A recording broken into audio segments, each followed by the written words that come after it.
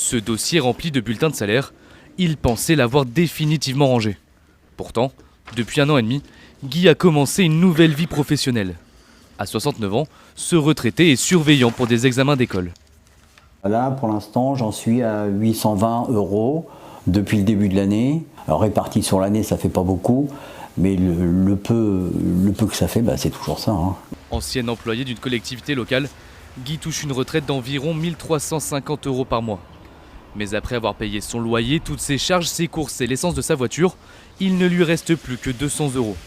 Son salaire lui permet d'améliorer son quotidien, comme construire lui-même cette cuisine lorsqu'il arrive dans son appartement vide. Sans ces revenus complémentaires, j'aurais rien fait. L'année dernière, j'ai presque pas travaillé en début d'année.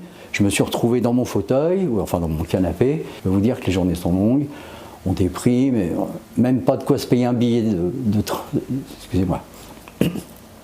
Même pas de quoi me payer un billet de train pour aller de Marcoussis jusqu'à Paris. Enfin, je veux dire, c'est pas cher, c'est 10, 15, ça me fait à peu près 15 € aller-retour. Même ça, je pouvais pas.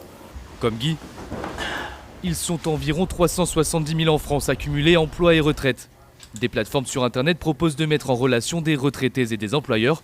Parmi elles, la plus ancienne, senior@votreservice.com. Ici, on peut voir justement une personne qui est retraitée et qui propose de l'aide aux personnes âgées. Après 11 ans d'existence, le site revendique 200 000 retraités et seniors inscrits. En moyenne, chaque mois, on a à peu près 8 500 mises en relation entre des candidats et des recruteurs. Donc quand je dis recruteurs, ça peut être soit des particuliers employeurs, soit des entreprises aussi. Aujourd'hui, le cumul emploi-retraite représente 3% des retraités. Le chiffre monte à plus de 10% pour les retraités de 55 à 65 ans. Il y a la motivation financière, s'offrir des extras, gagner un peu d'argent pour compléter sa pension, surtout qu'il y a un contexte un peu anxiogène où on indique pas de revalorisation des pensions, on indique CSG, donc si on peut améliorer, c'est pas mal, mais l'objectif, on va dire, social et de santé, il n'est pas à négliger. En 2020, Guy pourra bénéficier de la réindexation des pensions de moins de 2 000 €.